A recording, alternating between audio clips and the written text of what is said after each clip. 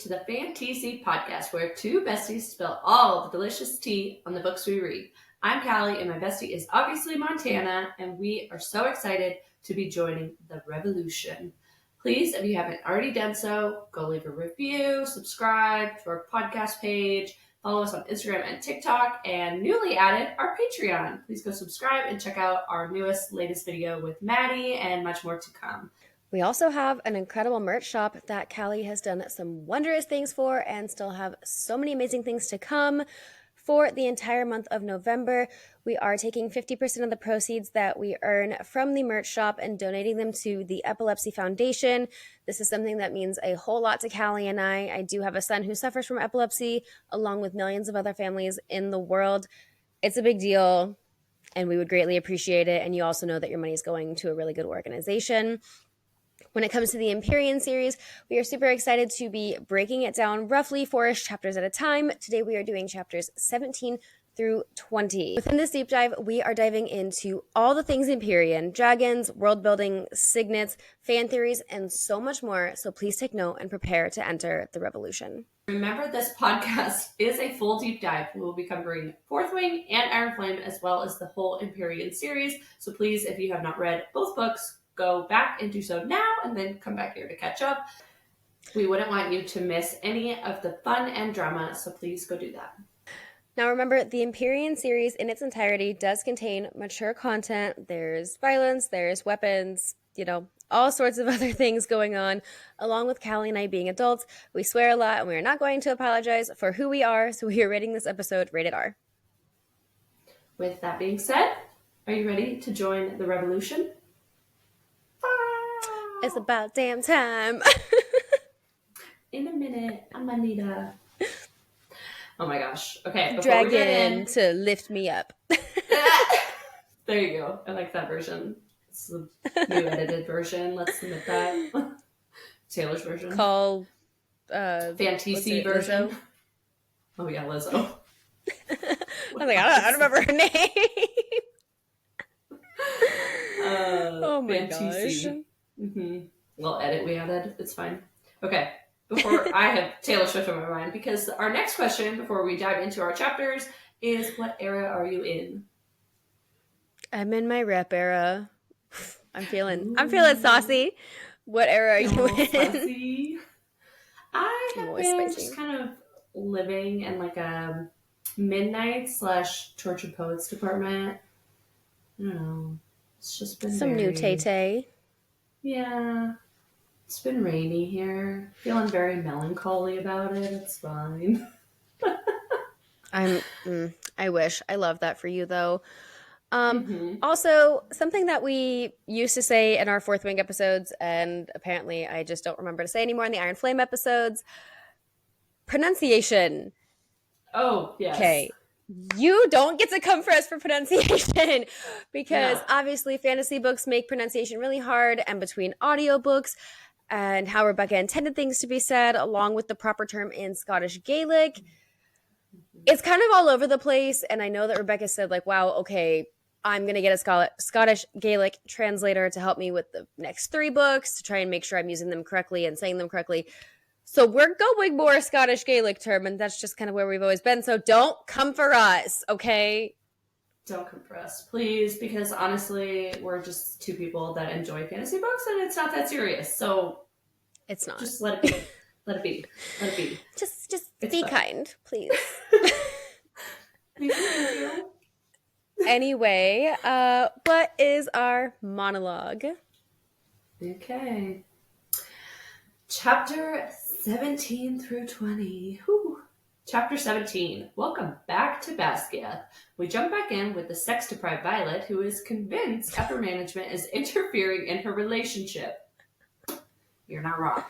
Imogen is not here to play therapist, but lets her hash out her feelings anyway. Then we see Ree having a little minty bee before Markham snatches the letter from her and spews out some more lies. Then Jesinia gives Violet a real piece of her mind, when she reminds Violet that they are being watched by everyone. Chapter 18. Xaden flies back to Basquiat for his 24 hours with Violet. After arriving, he finds her balls deep in a pile of books and research and tells her she must stop before she gets hurt. Xaden then insists on meeting Jesinia to make sure she isn't a traitor. The audacity. It's Jesinia. Calm down. Chapter 19. Why are you so obsessed with me?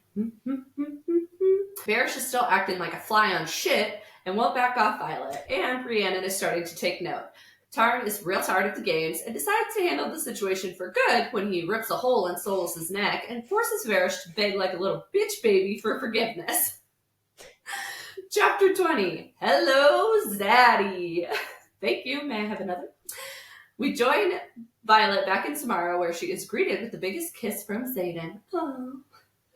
He assures her it is to make sure that they get to stay together, but we know what he's really doing here. Violet is surprised to see Mira and is now stationed at Samara too, but the two are quick to start.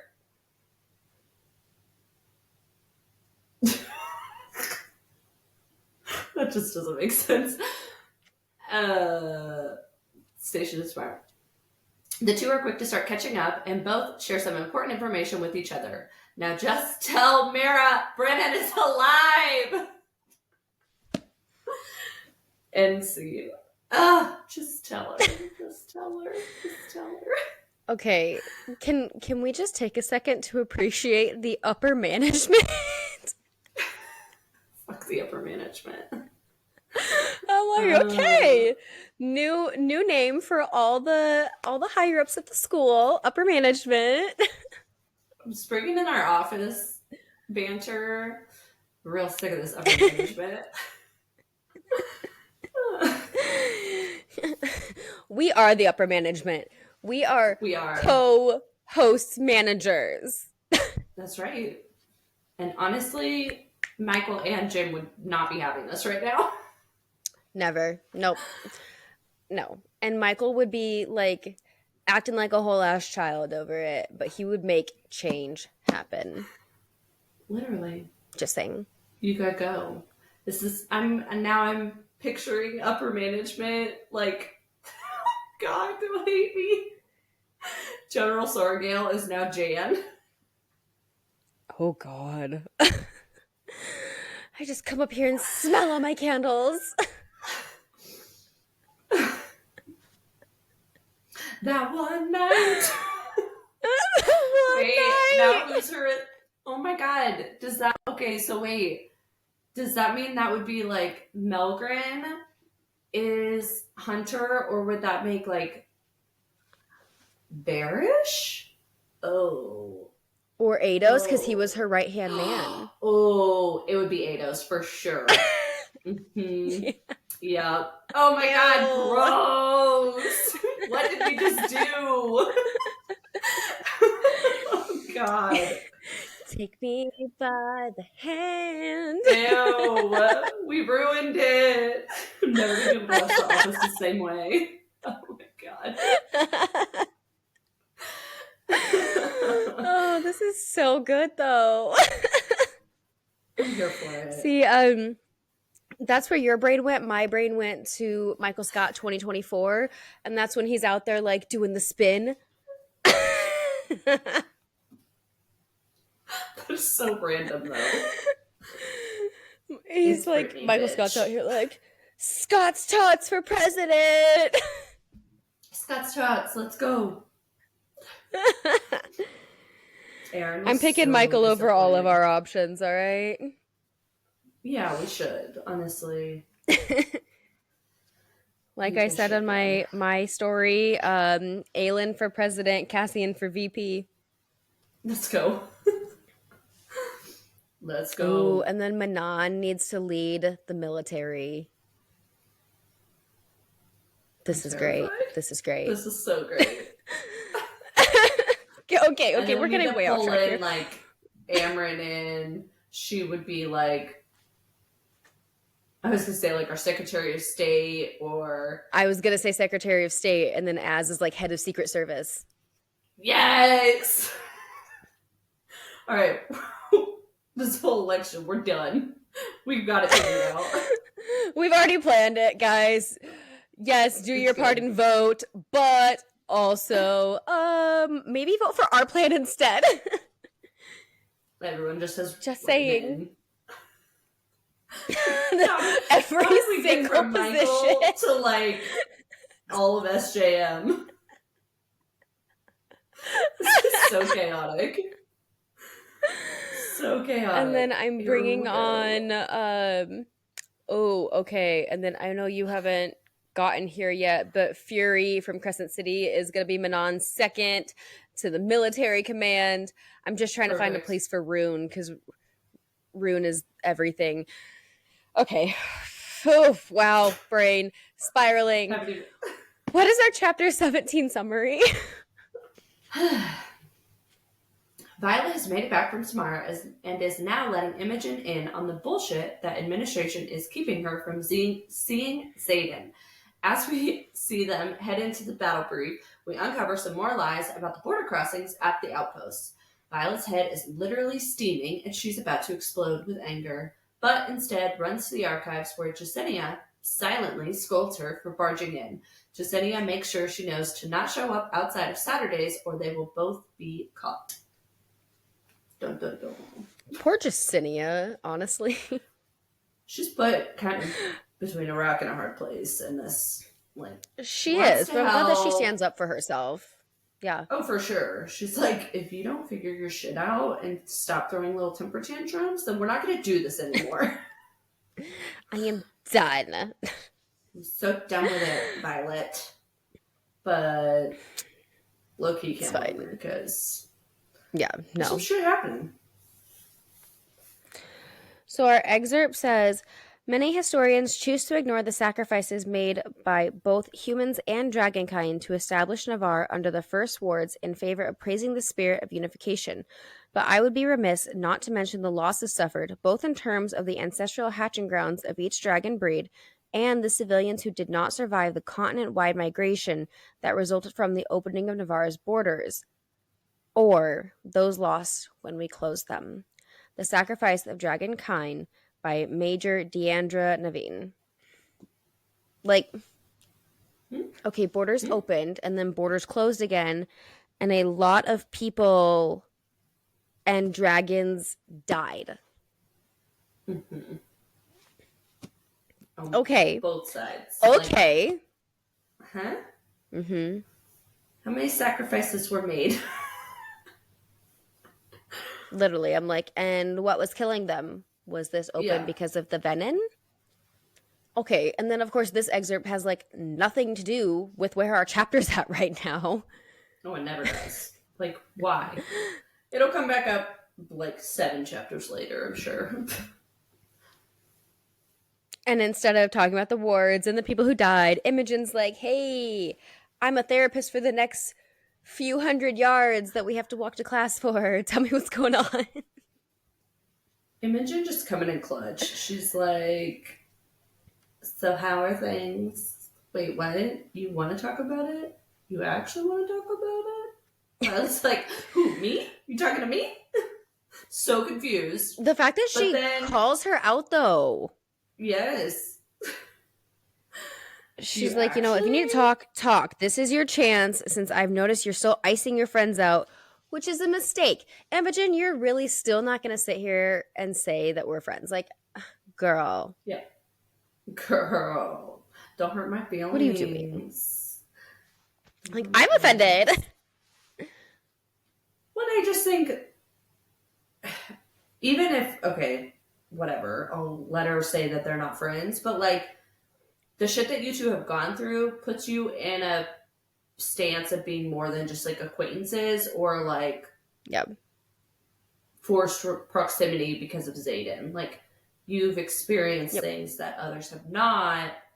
Therefore, that kind of means you're more than that. You're in a relationship Imogen's now, running. Imogen, suck it up. My bullshit is your bullshit. And she's running with her, literally. And Imogen's running with her. She's asking about Xaden. Like, friends do that. Not acquaintances. Mm-hmm. Friends do that. Mm-hmm. Girl. But you know what? I wonder if it's the mentality like Violet where she, you know, she's like, I don't want to learn any more names because they're all just going to die anyway. Maybe Imogen's kind of like, I don't want people to get close to me because of the risk of them dying, and Yeah, I could see probably a way to that. protect herself. But also the tie between her and Xaden, like Violet and Xaden, I think it would, like, how we always say, like, oh, Xaden has a vested interest in Violet. I would think that that means Imogen does too. Like, all of the marked ones then have a vested interest in Violet. So, again, like, quit pretending that you're not, like, all the way back from training her first year to now running with her second year. You are totally vested in this. Like, don't lie to yourself. Just saying. Just saying. Like, girl. It's fine. But, you know, Violet's like, I think they're trying to keep us apart. And Imogen literally says, with a side eye added, because of course Imogen's going to be sassy and just like, really? She's like, yeah, no, that's understandable. Separating you two would be my first move if I was in position of power. On your own, you're both capable of terrifying things with those signets. Together, you're a fucking menace. But she says that it's weird that Xaden's writing letters. I'm like, well, it's because you're not in a relationship with Xaden like that. Like, love does weird things, okay? Love does super weird things. And then Violet's just like, no, it's sweet. Like, is it? He's really trying. It is sweet. And then it just, like, when I talk about how this book, like, pissed me off, because Violet is still just like, he's not doing enough. Like, bitch, again, like, you have to give and take. Like, and that'll come in these chapters. Like, but you're keeping secrets too. It goes both ways. Communication has to go both ways. He's trying. He's writing you letters. It is sweet. Like, he loves you. Let it be. But I just love that she's so blunt and straightforward with her, because Violet's like, but like, how would you feel? You know, there's battle axes in the closet. Wouldn't you be hesitant? And Imogen is like, you didn't want normal. If you did, you'd be in a relationship with Ados or hell, anyone else in this place. But you wanted Ryerson. If you didn't think the man was hiding more than a few battle axes, then you're mad at the wrong person because you lied to yourself. Mic fucking drop. Drop. Literally. I don't know how we're having this conversation because, okay, one, let's just backtrack because Ados. I know, right? Could you imagine? The book would be over. No. Like, we would not have this book in our hands. I'm just such a smut reader that I can't. It's like having sex with your brother. Like, gross. Ew! No. Well, like, disgusting. I can't even. No. Dane is so not physically attractive at all. Do you not agree? Okay, he's described to be like a very attractive man. I don't know, whatever. No. But I think like where my brain, Lord. I wasn't thinking like brotherly relation, but you're right. They did grow up together. They have that close relationship, but also a lot of people do that. Like they get together with their childhood best friend. I was thinking when you said you're a smut reader, I'm like, Dane would be the most boring vanilla person to read about. He'd be like, missionaries fancy. So we can't do doggy style because that's dirty.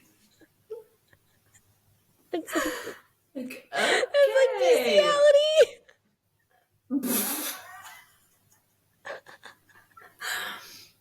Dane would just be it's so gross. His personality just really ruins it. And don't come at me because, oh my god, he has a redemption. Ugh, barely. Just pisses me. You make me laugh. You make me laugh.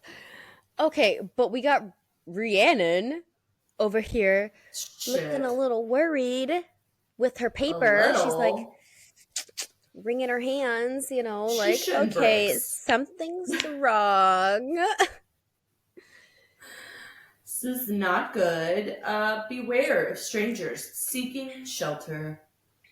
What you talking about? Just read me the whole missive here.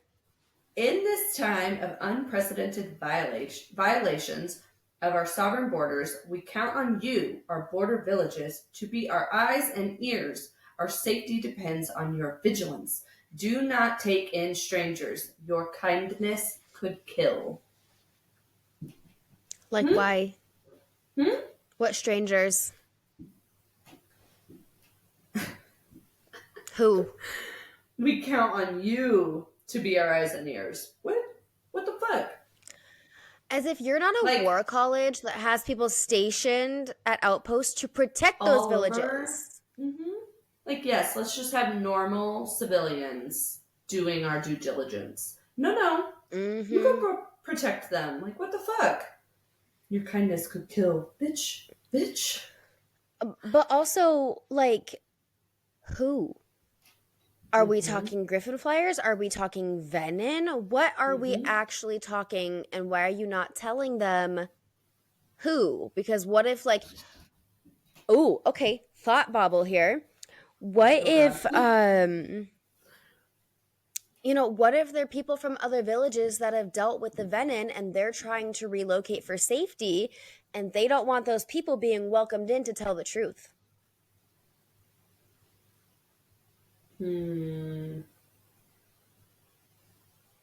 They're saying these strangers are dangerous.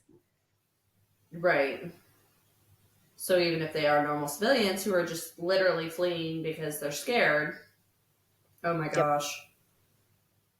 I know. Now I'm like, mass spreading of this knowledge of these creatures being real.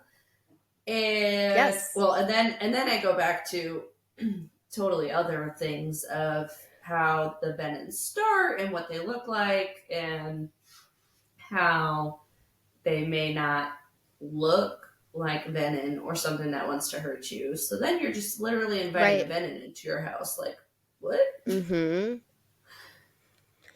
And the whole theory that the higher Venom know how to... They're so powerful that they can mask the signs of being Venom.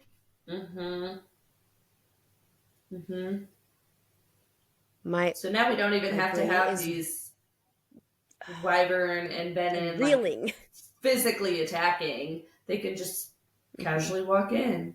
Come in for a cup of tea. Yeah, sure. Can I borrow some sugar? Let me sip on that tea with some Venom, just hanging out. What would you talk about the weather? Their little wyverns are out there with a little cup in their claws. Oh my god. Wait, they only have back feet. Is it like the claw on their wing? They're like, or are they just like really flexible, bringing their feet up to their mouth? Oh, I don't know. Totally don't know. I would imagine it would be. I would imagine now it's the wing, like, but the they wing. Don't have like a thumb. Yeah, they like bring it in. They're just like. But they would just have like one little talon then. Yeah. So they're just like just hook the handle. Yeah, like hook the handle. The fact that I love that we're like how Wyvern is Wyvern is going to drink out of a teacup. Oh my god. Get us some help. We have got to move on. Heavens to Bessie. Then we have Markham, who comes down and just snatches this letter out of Rhiannon's hand and is like, oh, haha, and acts like it's, a mute point. Like, what? Haha! Stop. It just gives me like, I don't even know who it is or what it is, but I'm like getting some like cartoon villain in my head now. Well, after you did it again, I'm thinking like a pirate. Ho ho! Army matey. Yes. Like, what? Oh my gosh. Keep on track here, would you? I'm sorry. I can't. So we have Markham, and I think it is interesting because he just kind of is presenting this whole thing as if it's not really an issue. This isn't something that isn't dangerous, but this is something that isn't dangerous. And then in the corner, we have Devera, who is like staring at the floor. Doesn't want to acknowledge it. because why? Like, does she know the truth? Is she just internally processing? Like, what's going through your mind, Vera? Now I need to know. Because in my mind, she looks like just like she's literally like, don't make eye contact because people read your expressions. Like mine, you can always read my expressions. Same. Like, don't look at me. Fuck. The stress. It's fine. The stress. It's fine. No, it's not. But even, Violet is kind of looking around and she's questioning herself now. She's like, does Devera know? I want her to not know. I want her to be a good person, but like, does she know? What about Kaori? And Materio, Grady, like, who can I trust? And now she's back on this just like spiral. And I feel like it's just, that's so hard. Yeah. I hate Markham so much. I can't. Well, I do think that we've talked about this before, but Rebecca does a really good job of putting very real scenarios of a corrupt government into the fantasy book, right? And, Markham is sitting there, he's like, what's more disturbing is the propaganda What's more disturbing is the propaganda these Peromish people bring with them, falsified announcements from their own leadership of cities destroyed and what they claim to be violent attacks. Literally, so that's what it is. It has to be people coming in who are talking about the Venom. I didn't put two and two together until I said them out loud, but now I'm like, it has to be that. I literally even tabbed that and I wasn't putting it together either, but... Dude, so same. I have it tabbed, but now dots are connecting. And they don't want people telling the other people the truth. Wow, watch us be shocked by our own realization that was right in front of us. Everyone in the audience goes, this is when the narrator is announcing, like... Everyone else knew. Everyone else knew. They figured out the answer. Congratulations. Gold star. It's about damn time. Figuring out your own problem, you idiot. Okay, but literally, they're back on corrupt government, and these people they're coming in, and it's the same. I mean, this goes hand in hand with the folklore books, and then all of the missing information that's out of the archives that Violet and Jesinia are trying to find. Like, okay, now I'm just reeling. Now I'm reeling again. I know. Reel it in real quick because I'm stressed now. I'm stressed, and I just like having Devera in there of like on the edge of what is and isn't is really what's throwing me still too. Like, poor Violet. Yeah. Poor Violet. You can tell we've only read this book once before doing our deep dive, and it was a year ago pretty much, so we're like, oh yeah, new books. I don't remember. I really don't. Every time I read, I'm like, I don't remember this at all. I know. But glad we're here. Well, Markham decides to end that little moment. I think this is a good time to focus our discussion on the efficiency of propaganda and the role civilians play in supporting a war effort. Lies are powerful tools. How do you know that? Your whole fucking life that you're know? telling everybody is a lie? Oh, God. We need like so much more backstory on these characters. Like, I need backstory on Barish. I need backstory on Markham. Like, how did you get to where you're at? How did you get here? Yeah. Like, I don't think you're even remotely qualified for this position. But, this sends Violet spiraling. So what does she do?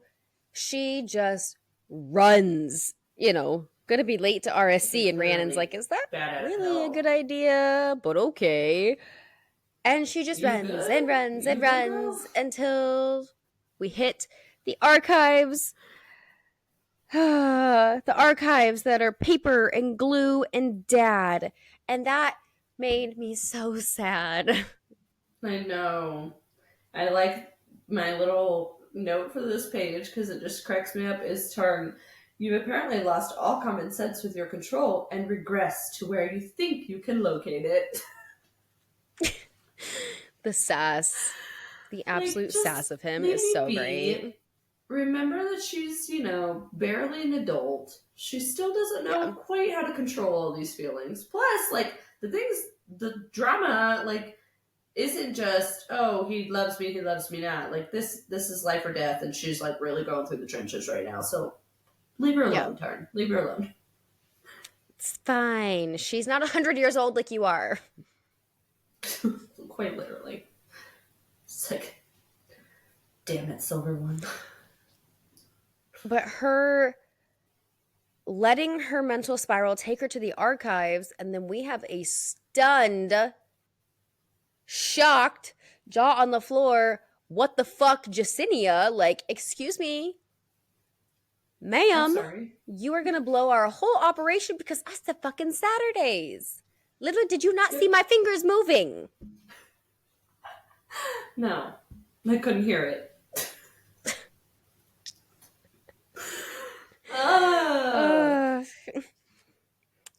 Did you mistake the sign for Saturday as any fucking time you want? I want to see Jesinia yelling now in sign. I need this. She's just pissed. But Violet's only retort is, people will die. I need to read faster. I need information quicker. I need 3 of me to be doing this research. I need another book. And Jestinia's okay, I will help you. But stick with Saturdays before we're all fucking dead. God.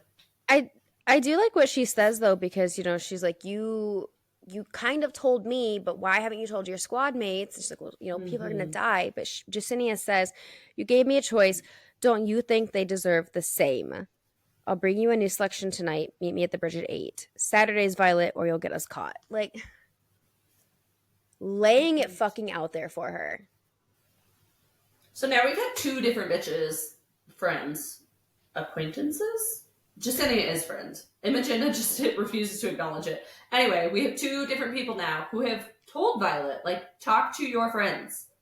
Talk to your friends. Go tell Rhiannon. Go, even if it's just Rhiannon, go talk to them. Because literally what's eating you alive right now is your inability to talk to anyone. You're bottling it up. You're literally going to burn yourself out because you can't control the anger and frustration that you're feeling. And I love that Jesinia brings it up to her too. Here you go. Figure it out. Do better. Do better. Well, we're trying. And that's chapter 17. Chapter 18. Our chapter 18 summary. Xaden is back at Basquiat and discovers Violet is researching more about the wards and how to create new ones. He is frustrated and tells her to stop so she doesn't end up getting killed, or worse, expelled. I'm just kidding. Little Harry Potter moment. When she goes to return the books to Jesinia, Xaden tags along to see for himself that Jesinia is in fact someone they can trust. Sweet little Jesinia.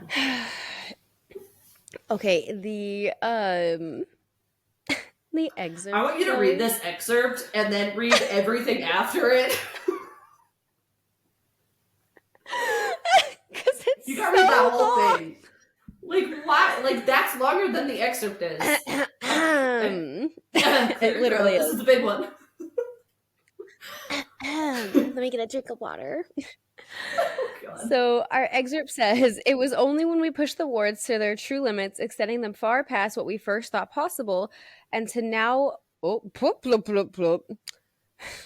God. What we first thought was possible, and to what I now question as sustainable, that we define the borders of Navarre, regretfully knowing not every citizen would benefit from their protection. Fucked up, first of all. The Journey of the First Six, a secondhand account by Sagar Olson, first curator of the Scribe Quadrant, Basquiat War College.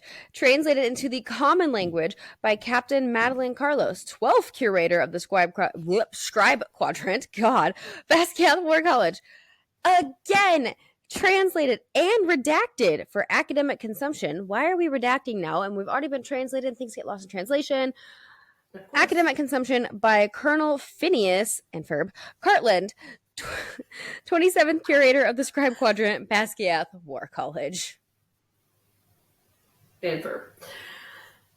And Ferb. Daddy's back. Back again. Back again.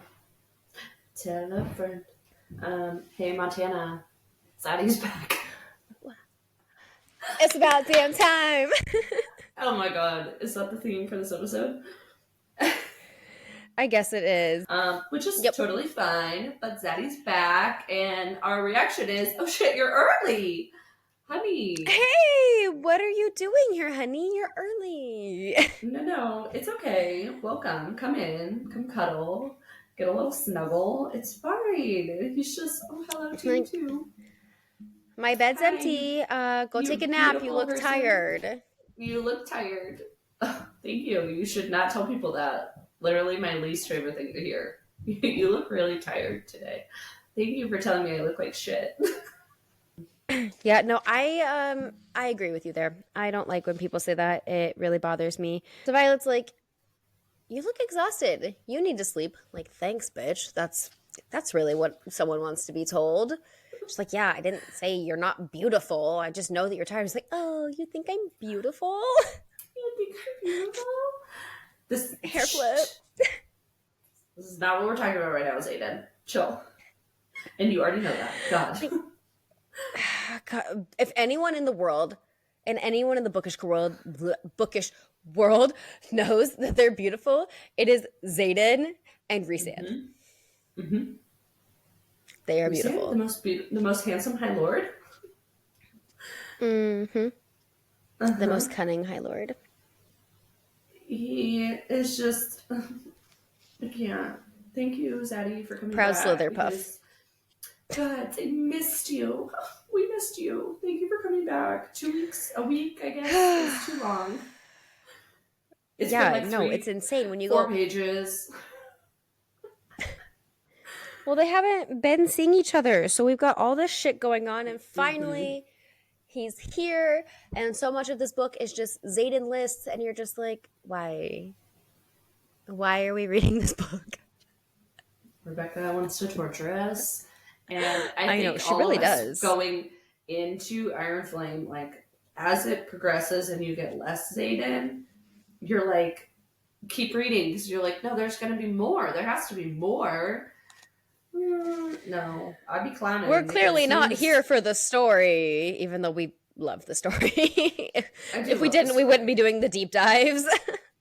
I do love this story. It is fantastic. Yep. But what the fuck? And then we have him, he's just like, what are you doing? Oh, nothing, honey, nothing. Just casually researching all of this shit that I should not be.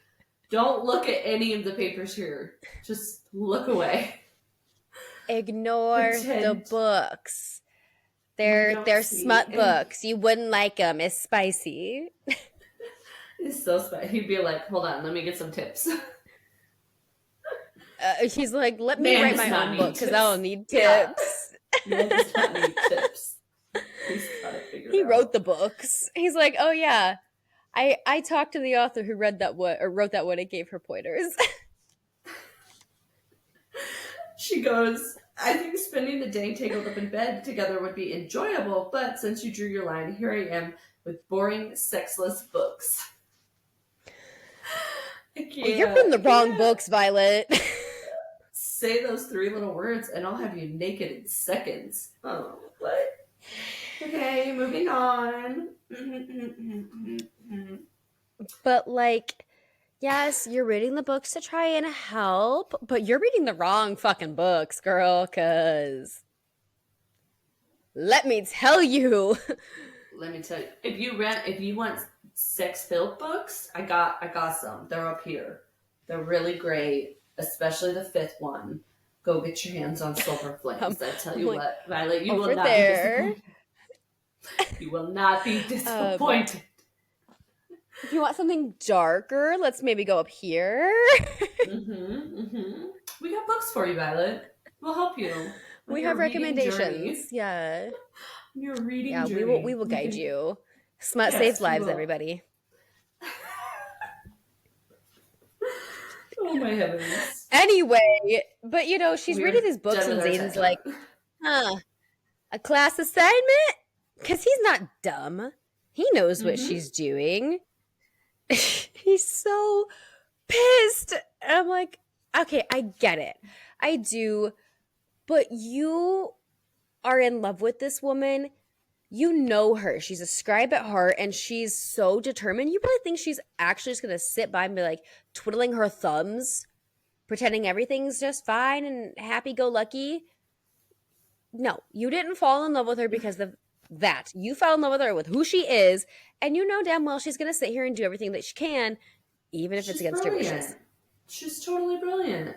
I think her, like, pointing out the fact that, oh, I should have hid the fucking books. And then we have Taryn over here who is like, or maybe you want him to know. And she does her response. I know, right? Be busy. Like, go away. You have Segale here. Why are you talking to me? Thank you. Yes, go do whatever you need to do. Leave me alone. Cracks me up. But truly, she's brilliant, and you know that. So obviously she's going to be doing her due diligence and researching and trying to figure out how she can help because she is still in college. Like, she's stuck here. Yep. She can't just sit and do nothing. Hells no. And he's realizing that she knows more than he thought she knew, and he is so fucking pissed. He is raging inside. They're talking about what could be happening and that civilians are fleeing. She's like, you're gonna take people in, right? He's like, a fucking course will take people in. Who do you think I am? I also like that he's low-key pissed that, like, Brennan, her own brother, told her a part of it. Like, yeah, there are ward stones. And like, he's just so mad. He's like, what the fuck? Yeah. Get over it. Dude, brother, sister, they're going to talk at least a little bit. Like, they didn't get to spend a ton of time together, but obviously they're going to catch up and, like, shit's happening. So Brennan, you know, Violet's smart. Their dad was smart. She'll figure it out. And he's just like, God damn it. Like, really? You couldn't make that connection? And Violet's just like, Brennan? Brennan who? Bro? Brother? Brethren? Shout out Little Maddie note towards Maddie there right now. I was going to say the cutest Sebastian ever. Yep. Just adorbs. Just adorbs. She's the man. Love it. That actually works. So good. It's so good. But I think it's so funny that, you know, Zayden notices the books that Violet has. He's like, well, you didn't have this many books last year. Not all of these were yours before coming here, even though you got your books back. So that one you're clutching like a newborn, that's not yours, is it, girl? And she's like, where'd you get that? It's in my possession, so mine now? Finders keepers? It's mine for this moment. Weepers?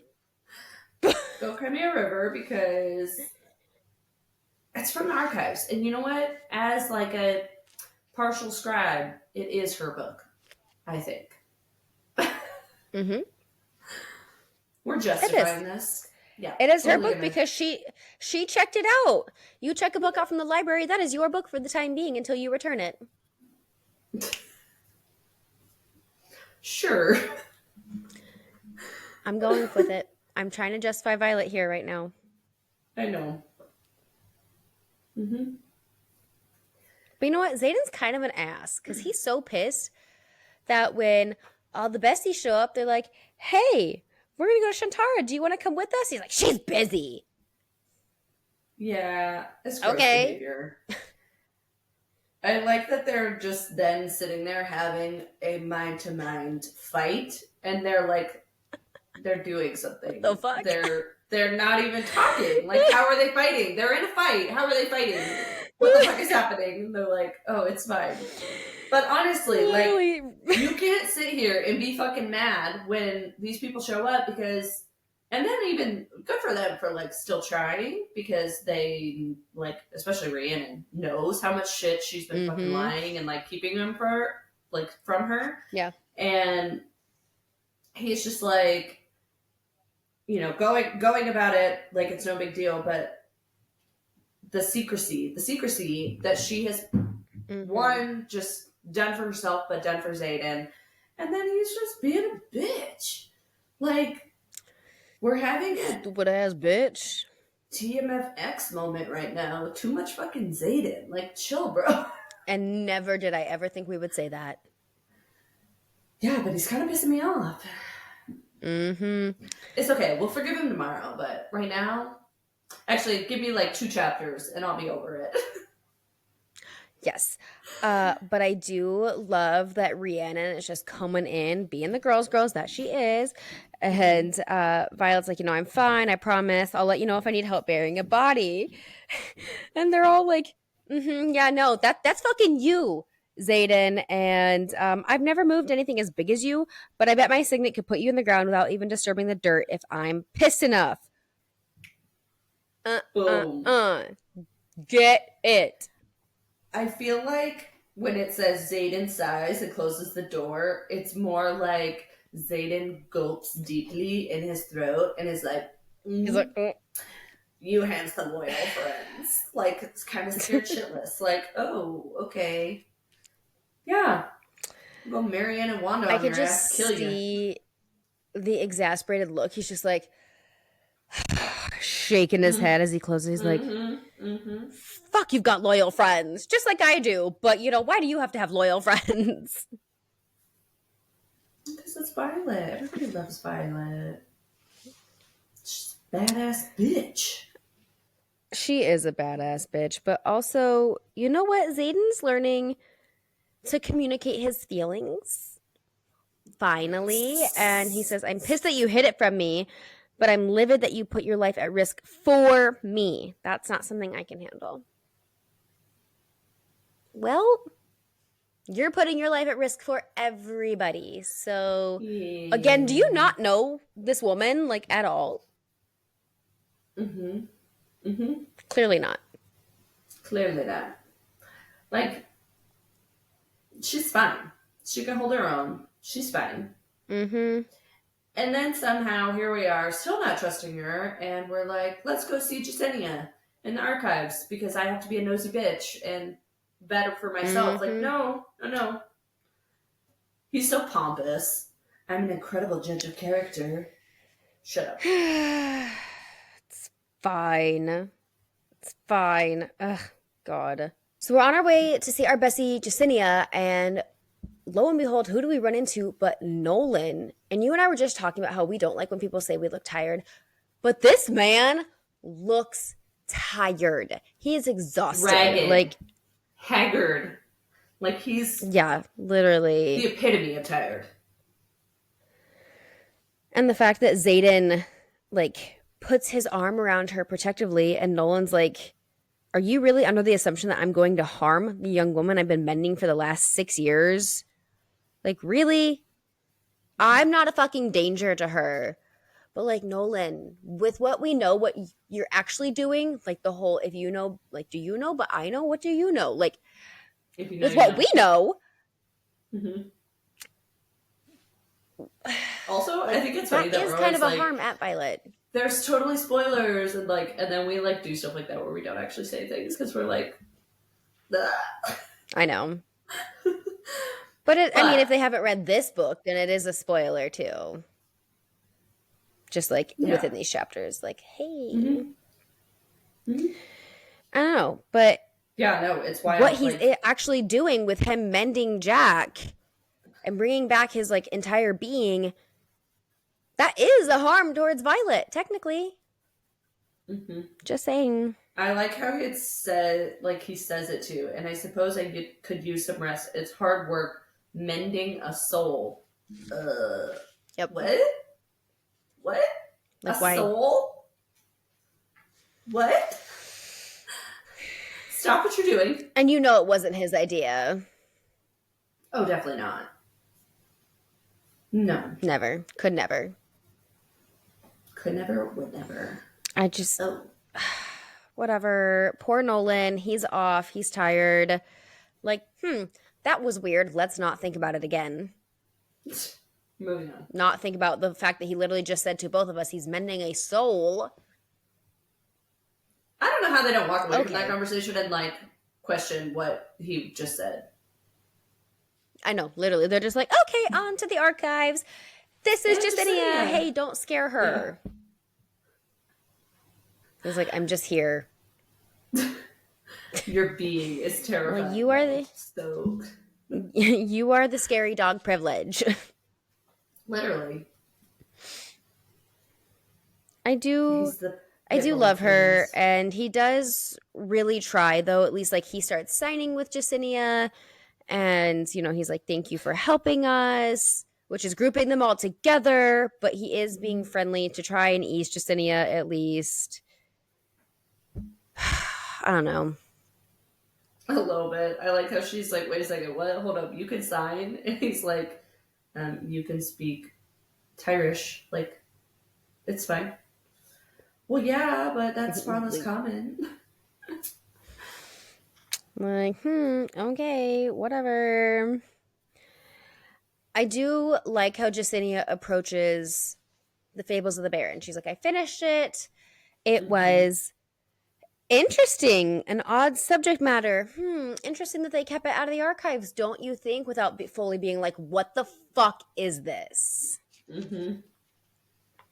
Yep. And then they just, okay, well, see you Saturday. Like, what? Again, why are we not finishing these conversations? They have to. I mean... But Jesinia's catching on, and Violet knows that she's catching on. Yeah. And Violet still wants to protect her, which I get, because protect Jesinia at all costs. Literally. Sweet, sweet baby.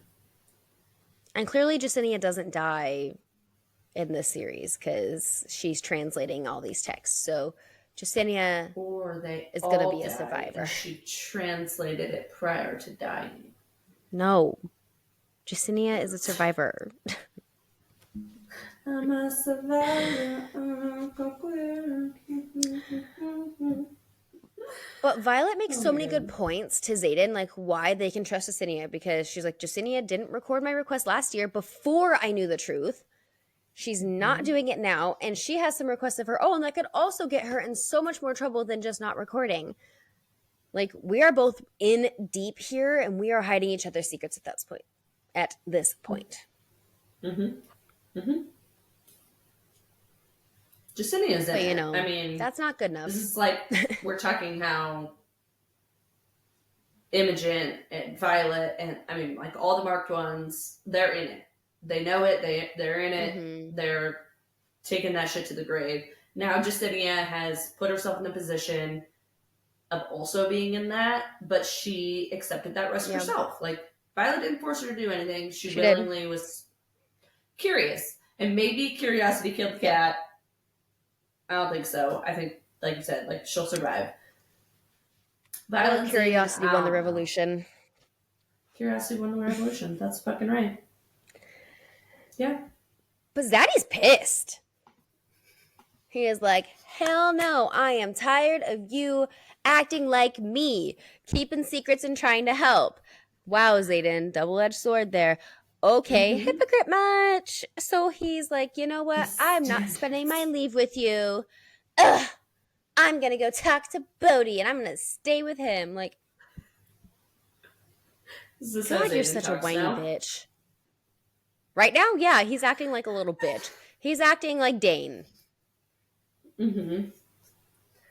I like how she's just like, like, wants to fight in true woman fashion. Like, that's it? That's all I got to say? And he's like, yeah, because I don't have words that are wise and, like, gonna make the situation better, so I'm gonna go. No, we're not done talking. You know what, though? I can respect it because, again, he's accessing his feelings. He knows he's going to say things he'll regret. He's communicating with her, saying that this is not a good time. Let's readdress this when we're both in a better headspace. I can appreciate that.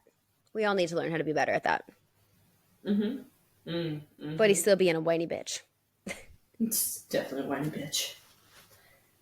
And then she just wakes up. That's 18. Yeah. Done. It's so sad. Sad. It's so sad. What's our chapter 19 summary? Violet and Rhiannon discuss Varish's special interest in Violet during flight maneuvers. Violet still refuses to tell Andarna to appear for Varish, leading Taryn and Solus to a fight where Taryn pierces a hole in Solus's throat and forces Varish to beg for forgiveness on his knees. Later, Violet finally lets Rhi in on the way she's been feeling and how she's dealing with the aftermath of the battle at Ressin. But before she gives too much away, their discussion is interrupted by Varish, who forces Violet into another search before she heads to Samara.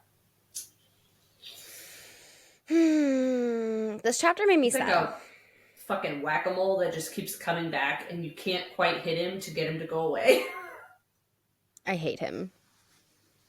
He's so annoying. Like, so very annoying. Ugh. Okay, we actually have an excerpt that relates to our chapter, though. It says, dragons do not answer to the whims of men. Colonel Carey's field to dragonkind. Like, literally. We've been saying this whole time, why has Tar not done more? And then, this chapter.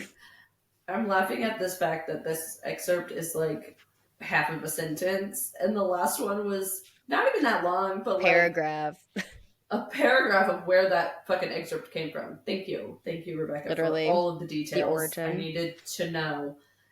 And I probably do need to know and pay better attention, but honestly, again, like they usually don't relate to that current chapter, so it's like in your brain 1 second, out the other ear, like totally gone. Yeah, it's fine.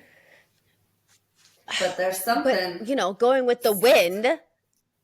The flight field could be a little windy. It has blown us over here for flight maneuvers. You're really trying with that segue. It's all right. You got it. Nailed it. I was going to say... I don't know what I was going to say. But, who do we have on the flight field? Fucking Varish. Stupid fucking Varish. And Solus. Major vomit. He's back. Also, something that really, really bothers me is when I was listening to the audiobook and tabbing, there's inconsistencies in pronunciation in the audiobook, and it was really pissing me off because one moment she called his dragon Solace, and then other times she called him Solus. And I'm like, girl. I'm going with Solus because to me it's Solus. Because then to me it's more and he's like soulless. Yes. Yes. Yes. See, we get it. Yeah, on the same page. Solus. And Solace has a C. Yeah, what the fuck? Whatever. It's interesting, though, that as they're walking up to the flight field and to their dragons, Rhiannon is the one who's like, there is something off about that orange in reference to Solus. And we're like, well, no shit, he's got one fucking eye and he's a little bitch-ass dragon that was just scorching second wing. Yeah. I mean, besides that fact, he's also paired to fucking Major Vomit, and there's a lot wrong about him. Like, everything. Well, what Sawyer says is Varish seems so controlled. And I remember reading that the very first time, I was like, what does this mean? Mm-hmm. Why is he more controlled? Yeah, it's fine. It's fine. Mm-hmm. It's but, fine. Who has to take center stage in front of everybody? Of course, our little baby Tarn. He's like, yes. Little. Did you call him little? Little baby, even though he is not little nor a baby.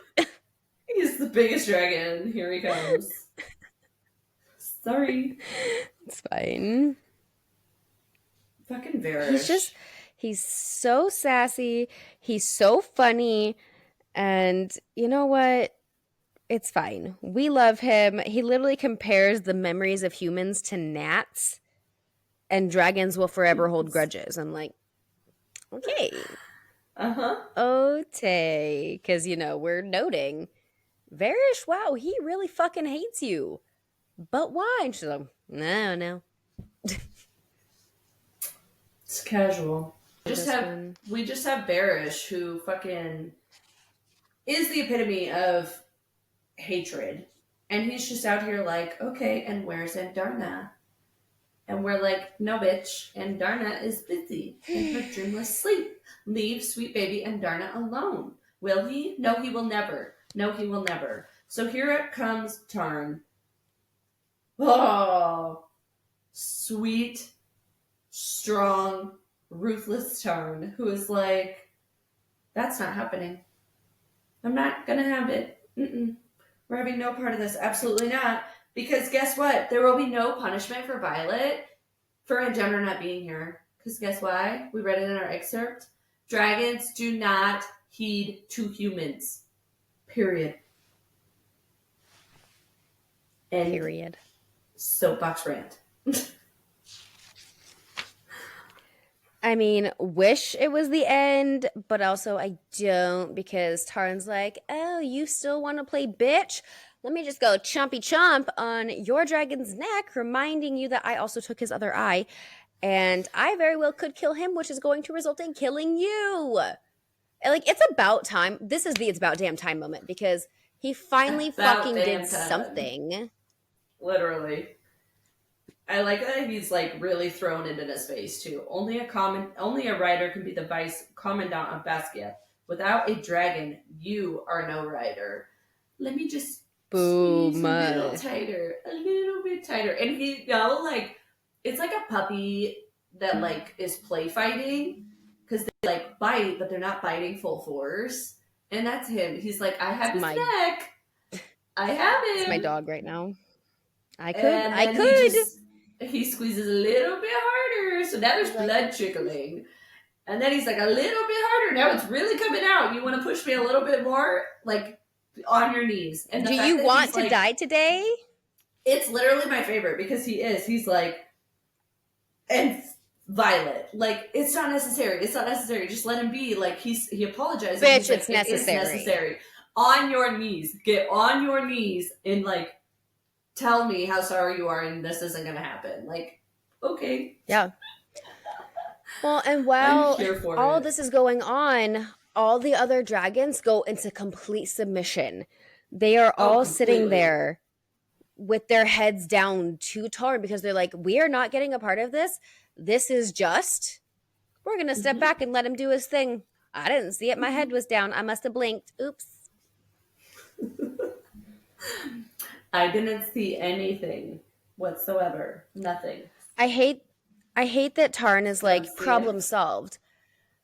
But like, the problem isn't solved, because you didn't kill Solus. You did not kill Varish. You kind of like made a point, but you know that that's not doing anything, because he still has this fucking hatred for Violet, and now you're fueling it more. I just don't know why he didn't just like end it, like actually end it, and like literally this book would have been done. It's fine. It's fine. That part. We have other things to worry about, like Rhiannon walking Violet off to go to Samara, and she's like, are you really going to make me use some of those new interrogation tactics we're learning to pry the truth out of you? Would you rather I go with the empathetic route or directly confrontational approach? Like, really? Tell me the fucking truth. What is Varish talking about? That he's already punished you and he's going to do it again.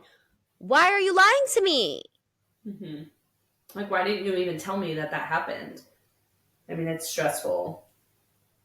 And that's, like, totally aside from the secrets that she's obviously keeping about Resin. But on top of that, you're now keeping secrets on, not telling her that you were already punished, and, I mean, it nearly killed you. Like, why are we not... Yeah, literally.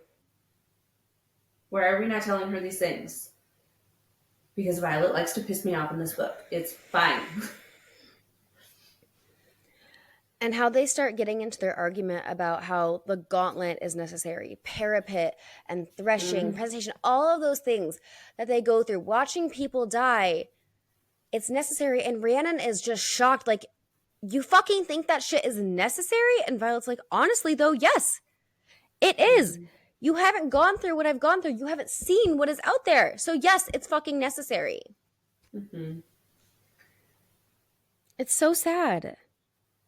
Literally, this chapter made me want to cry.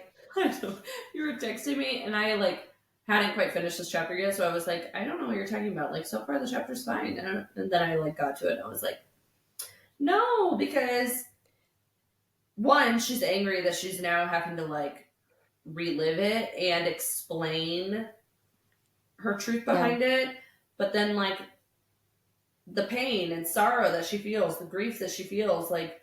You didn't hold him, watch the light fade out of his eyes, knowing that there wasn't a physical thing wrong with him, but he was dying because Day lay eviscerated just a few feet away. Stop. I hate everything.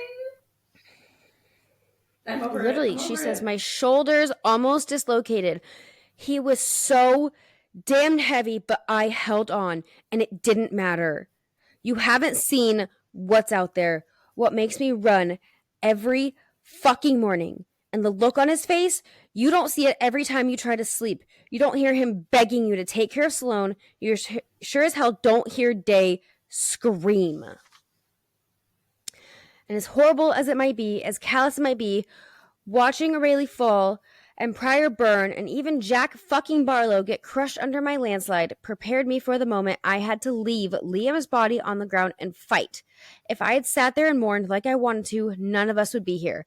Imogen, Bodhi, Zayden, Garrick, everyone, we'd all be dead. There's a reason they want us to watch our friends die, Ree. We're the weapons, and this place is the stone they use to sharpen us. Ouch. I'm sad. I'm glad you don't know what it's like.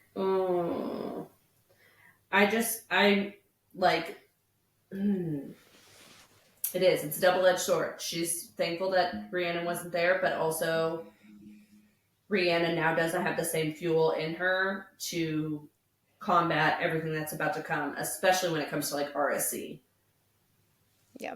She doesn't have a fucking clue what is being kept secret and what is really out there. It's just like mind-blowing how we have these two people who are best friends going through the same things but are so far separated because of things that Violet has experienced. So wild. And then you just have fucking Barish popping out of the fucking nooks and crannies. Like, where did you come from? As she was about to tell her the truth. She's literally about to spill the whole beans, and he's like, surprise!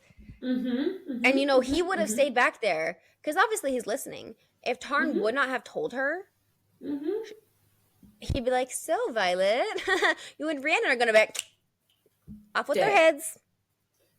Off with their heads! Like, what the fuck are you doing here? He's terrible. He literally tells her after... Ugh, I know. And after doing their little thing of let me see your bag, blah, blah, blah, he says, enjoy your leave while you have it. Excuse me? I thought we didn't fuck with dragons and mated dragons? No. Nope. I want to beat the shit out of him. Just fucking riots. And then we just have, you know, we get through that fucking painful search, and we're very thankful that Tarn wasn't searched, thankfully, because there's just a lot happening there, you know, another drop happening. But then we end, and Violet and Rhiannon are still just like on rocky terms. There's just...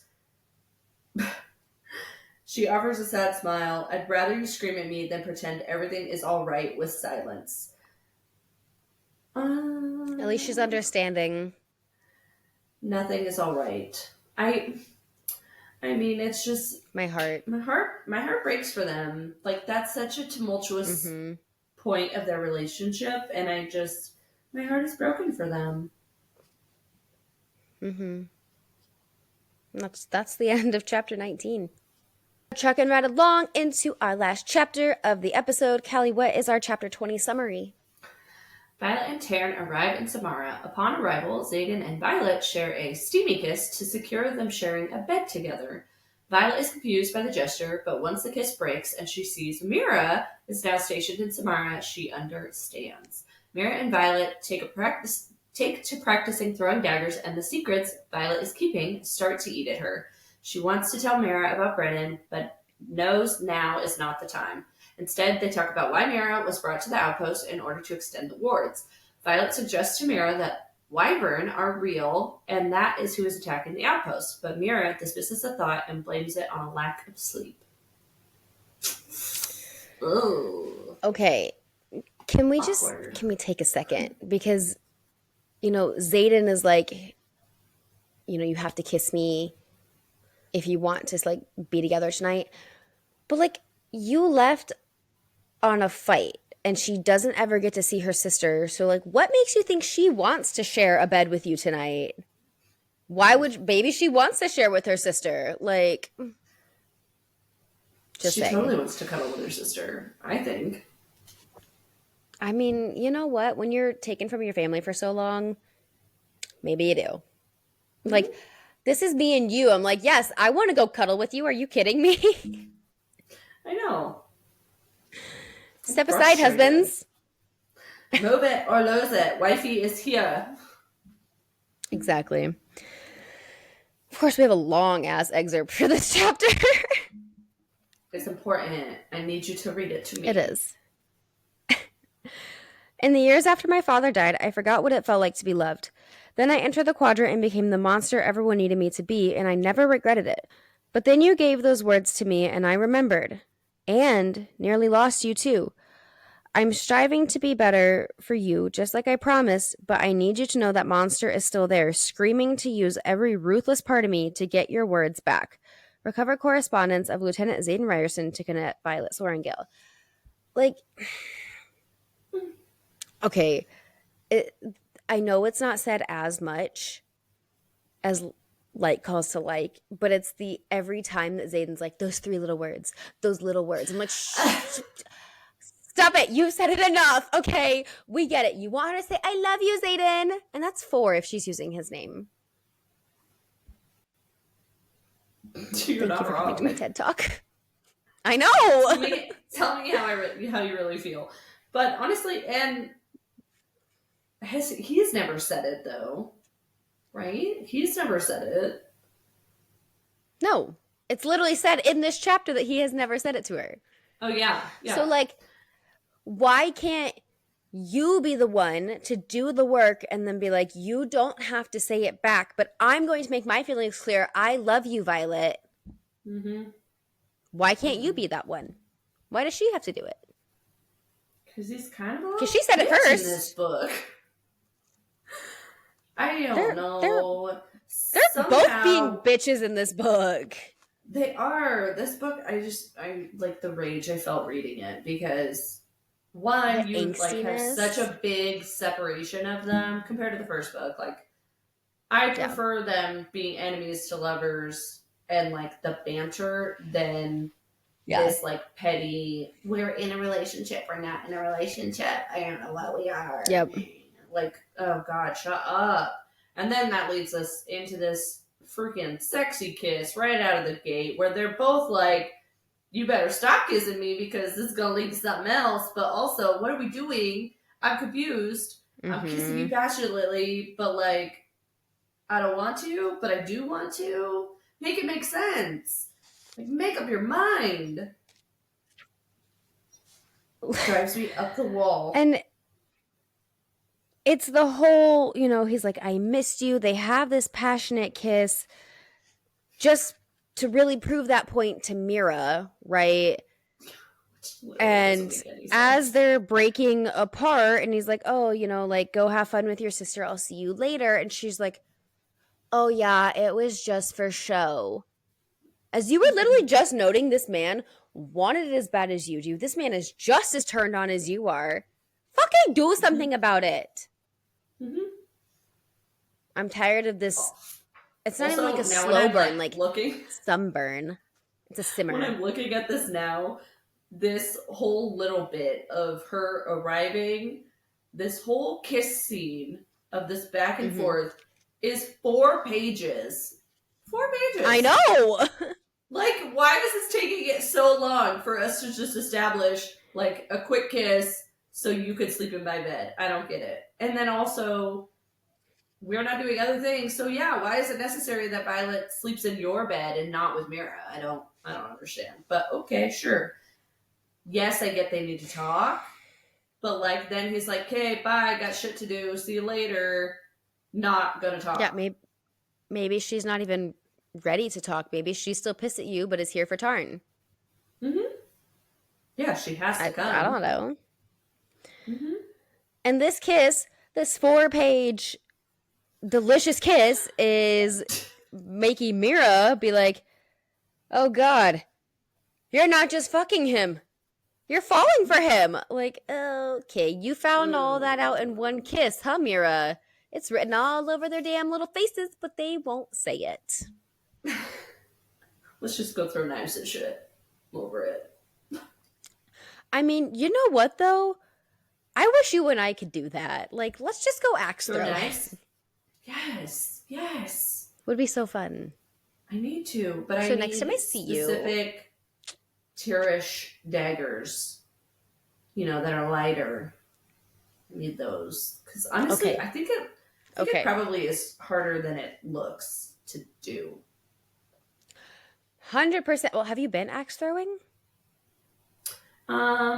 No, I feel like I might have done it once at a going away party because they have this. It was like a 6-foot log that they do it on, and I don't remember throwing an axe though. I think I threw a throwing star maybe, but that was it. Like I remember you telling me about this. Yeah. Mm-hmm. And even an axe compared to a dagger, like all of them totally different, not stance, well, probably stances, but like different grips and all of that and how you flick the wrist. And yeah, it's not easy. It's a lot of fun though. So if you haven't gone axe throwing, go axe throwing. It's a really good way to relieve some stress. It literally. Flick of the wrist. Look at a flick of the wrist. Woo! Are you doing a swish and flick? Yes. It totally was. Now I need my wand. Hold on. This is the perfect moment. Thank you. Thank you. And then Voldemort's just like,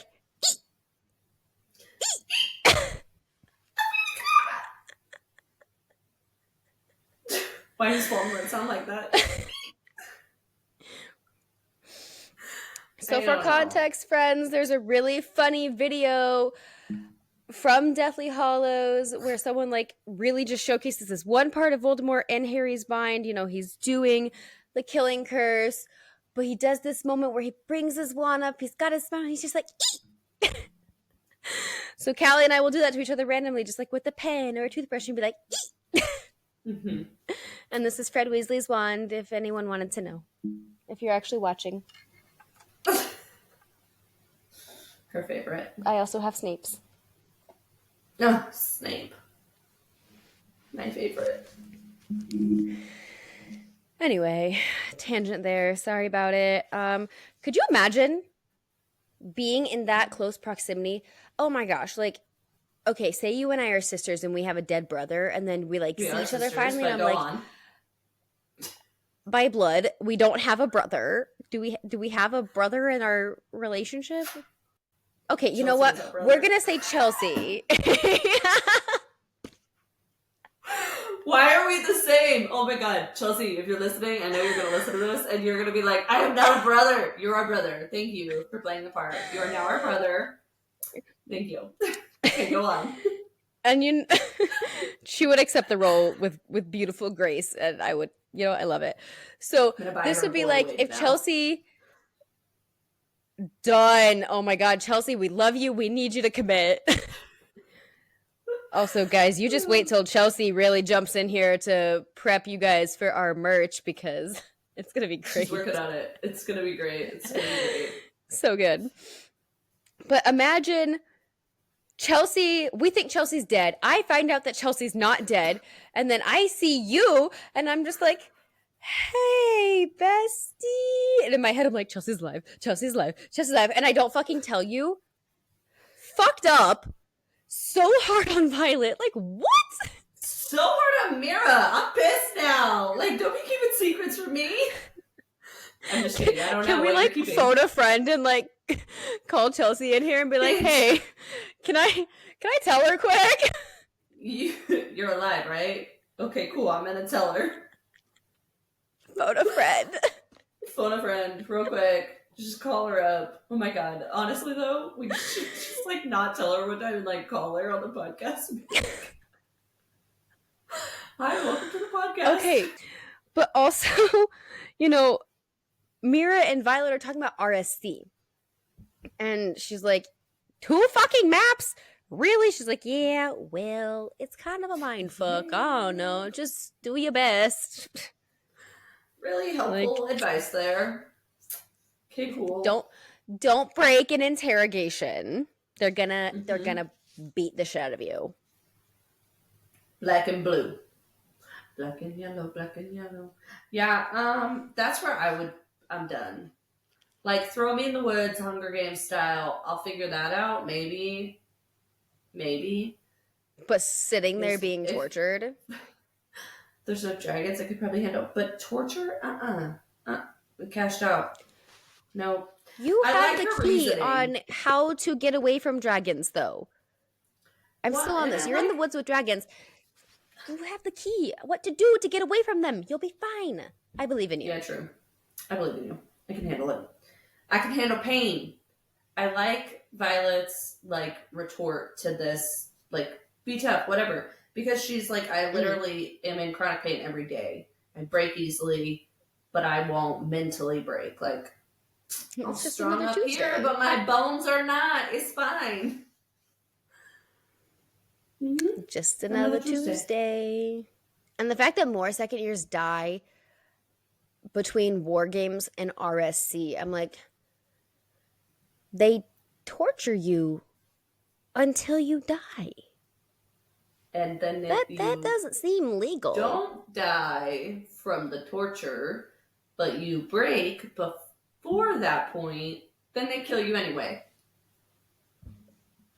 Yay! You fail. There's like no winning here. This is a lose-lose. And I only want win-win-win. Lose. Yes. Make it make sense. Lose. Because Michael Scott will lose at that point. He's definitely losing on that one. Mm-hmm. I don't like it. I'm not here for it. We can't lose the Michael 2024 election. Oh my God. The conversation that they end up having about the wards, though, is so extremely interesting. Very. Because, you know, what we think Mira's signet is like is not actually what her signet does. And she gives us, you know, some more detail about that. And I'm gonna leave that one to Callie because she's got our sipping on signets. You know, she's our signet queen. But it's very interesting to know, like, more about what this means. And that Mira herself can't just be like, wards, you get a ward, you get a ward. Like, she's not Oprah wards out here. No. Which is really fucking annoying because we kind of need it right now. But, you know, they're going back and forth having this discussion. Samara is warded and you're a walking shield. Kind of a waste of your signet. And she's like, no. Hold, please. Because she explains it as an umbrella, which I love. Like, what? It's something like a tapestry that's been stretched too far. Ella. Yes, thank you. You're just adding threads to something that already exists, and we can't extend the wards to Athbean. We've tried, but wait, who told you? And so she said she's pulling from the wards. She can manifest my own, but she has to be close enough to an outpost. Kind of like another thread. So she's basically just pulling the power, stretching it further. Threads, branches. I'm like envisioning like a tree. Tree trunk is your ward. Just and as your branches literally come things out, coming out of it. yes. So you're stretching, and pulling. And so, I have a really good mental image for this. Do you? I have two, technically, but the best one is in Deathly Hollows, right? Yeah. What? McGonagall goes out there and she does her, I've always wanted to do that, Pitoria Locomotive, whatever the spell is. I can't remember it off the top of my head, and all of them are out there and their magic is coming out and it's falling around Hogwarts and it's creating this barrier of protection. Yes.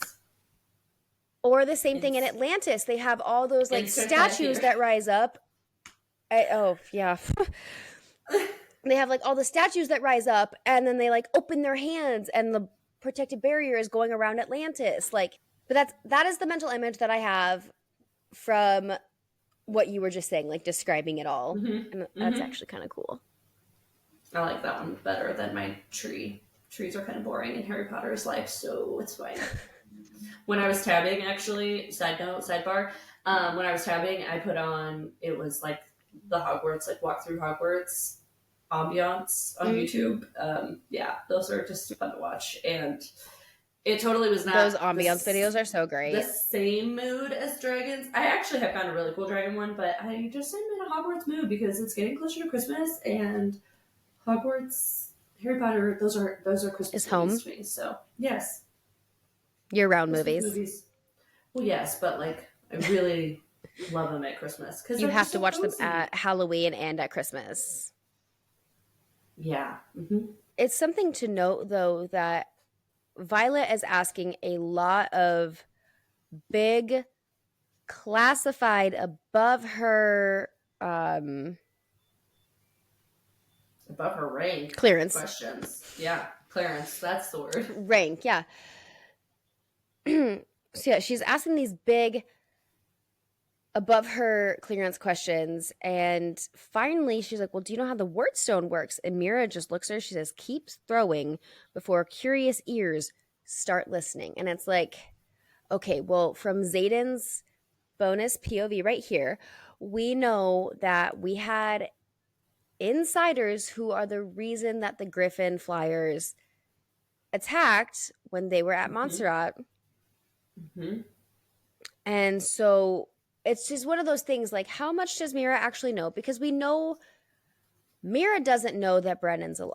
Mira doesn't know the truth about what's going on, but like, are you clued in that there's like little moles running around at each outpost too? Or are you just trying to make sure your sister's careful? I don't know. It's interesting. I like that she's asking these questions and then questioning Mira too, as far as like you're trusting the reports that are being given. And yeah, literally sitting here and saying, like, be careful of what's around you. And I can't. The stress I feel for both of them, because Mira, like, what does Mira know? Just tell me. Yeah, where is her knowledge at? But the fact that she still has the balls to keep going, and she's like, I mean, not like a dragon riot, but what if they were wyvern? Like, haha, this is funny. Wyvern, right? Say again? No, you heard me. You definitely heard me. And I'm onto something here, so hear me out. But you're right. I'm tired. This is a lack of sleep talking. I clearly don't know what I'm talking about, even though, Mira, you know that I take after our dad, who was a scribe, and I'm probably raising good questions here. But yes, I'm tired. Even though I literally brought you a cake and looked at you and said, "Hear me out, Wyvern." Wyvern. I got another one. It's called a Venom. You want me to put it on there too? Yes, please. Gosh. Oh, and that's hard. Because, she's like, well, Mira doesn't know. I can't tell her. I want to tell her, but I can't. I felt her out. And we just leave it at that. It's a rough place to be. For sure. But, what we were talking about earlier, because we have our page break, she's with Xaden now, and when we were, this is literally another part, 3 years later, because now we're putting it all together. No, literally. About the civilians that were going into other cities, and, their cities had been destroyed from the Venom and the Wyvern. They know the truth. Well, when Xaden was on duty at that point, the infantry ran into a bunch of civilians trying to cross the border, and they killed them. So, what does the infantry know? Do they know, or were they just following orders? If you have civilians coming to say these crazy asinine things, just off them, and then you're okay with that. But also too, to what extent? So are they literally out far enough that you're not having a conversation? They're just approaching and infantry's taking them down. So there's no conversation had. Yep. Are you waiting until they're close enough and you're assessing if they're a threat, and then you're hearing things, so then you're killing them? Literally, I feel like it's the former, unfortunately, of if you see anyone approaching an outpost that you don't recognize that is normal citizens, take them out. Which is terrible. Which is so But I feel like fucked. I feel like that's where this situation is at. They're just trust no one, take them out. But at the same time, they're obviously fleeing for reasons to escape something terrible. They're not just fleeing to different posts and trying to find help for no reason. So it's just mind-blowing to think. And then, we're just out here killing civilians. Okay, cool. Not. What? And it's literally just says, we kill civilians, that information goes straight into the box. And we move on! Again! It is just glossed over that is what happened, and we just get her on along to, I almost told her, I want her to know Brennan's alive. I can't be truthful with anybody. It went from people are dying to poor me. Yep. Keeping secrets from everyone. Poor me. It's irritating, honestly. Violet in this book is so fucking irritating a good portion of the time. It's just so very irritating. And then, she's smart, so she's out here asking, valid questions again. But I wanted to say, Brennan, Xaden gave her a book on weaving, and she's like, the fuck, bro? What do I do with this? Fabric knots? I'm gonna craft? What am I doing? I don't need a hobby. I don't have no free time. What's she talking about? He's like, no, DIY it's fine. Crafting? What? What am I doing with this? Yeah. Yes. Just that, to keep your hands busy. Bitch, I'm busy. What do you mean? But this is what also bothers me. It bothers me because he literally says, if it's something that I can tell you, I'm not going to withhold that information. I'm going to be honest with you. Well, why didn't you tell her the real reason you got her the book? Because later in this fucking book, it comes in handy that she can weave all these goddamn runes. Yep. That was a moment you could have been honest with her. And literally but you weren't. You chose not to be. 2 chapters ago when you walked in and she's researching things on this nature and you're like, don't do that. Don't do that. And then you hand her another book. What? What the fuck, Xaden? Why can't you just be transparent? But that's what I'm saying. Like, make it make sense. You literally put it in her hands. Yeah. Yes. Even forever ago. Like, I don't understand. Mm-hmm. Whatever. And then sitting here having the conversation of shielding him out, like, I don't even want to go there. It's like, we can't fully do that because we, one, don't want to, and two, kind of can't because you're strong as fuck. Don't want to, but at least he does give her some sense of like reassurance, though. He's like, it's not you, it's the fact that like our bond is stronger, so you'll probably struggle to always shield me out just like I do you. And she's like, oh, but I'm probably strong enough to block out Dane. And then I think too, it's the day you can successfully block me all the way out is the day I'm dead. And that hurts because then that means that he's weaker and their bond is broken or messed up in some way. And then that would mean they're, and I don't like that that's in there. Why is that in there? I don't like it. Take it out. Can we redact this? We've been redacting all kinds of things. Can we redact this? You know what? At this point, yes, I'm giving you the power of redaction. I don't have that power to bestow, but I am making it happen. Redacted. That's not in here. But also, Xaden's hurting because he's like, oh, you know what? Like, you need to sleep. You love me. And she said, I thought we weren't fighting tonight. And he said, well, I'm not, or maybe you're not the one I'm reminding. I'm like, oh, honey, you're laying there beside her reminding yourself that she loves you. That's so sad. But also just say it back, you stupid little bitch. Drive me like, nuts.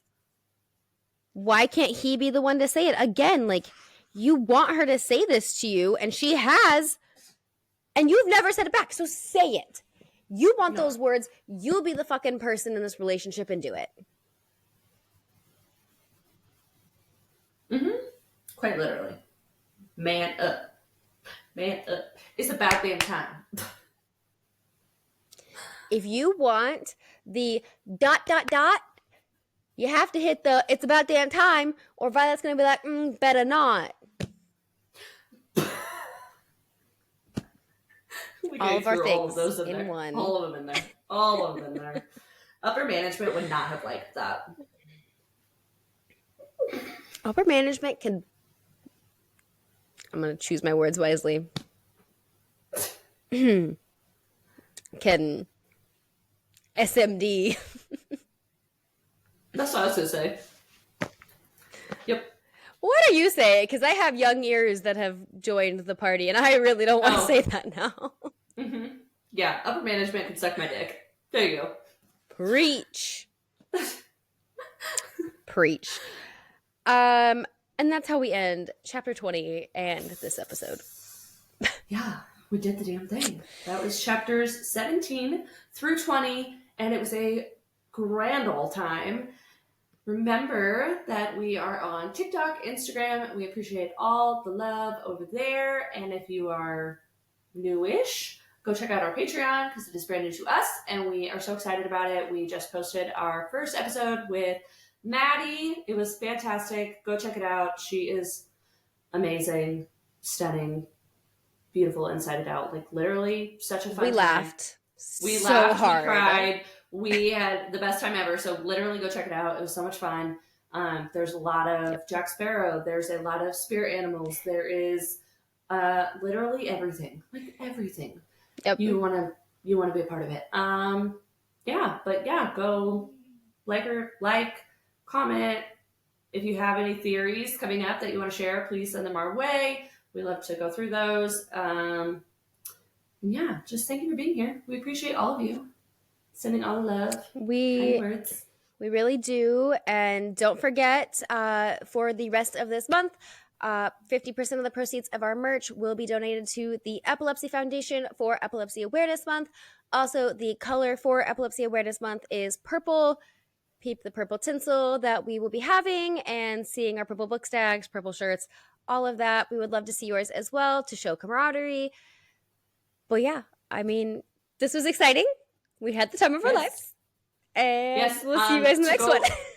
I was going to say, go along with that. Oh, good. If you are sharing any purple stacks or anything, make sure you are obviously, sharing it in Epilepsy Awareness Month, but please tag us so we can see it, because it is really near and dear to our hearts. We would love to see everyone participate. And yeah, that'd be great. Go wear your purple, read your purple books, and thank you for being here. You guys you'll make me cry if you do. Happy tears. It would make me feel so happy. So, yes, but yay! Thank you. We'll see you guys in the and we'll see you in the next one.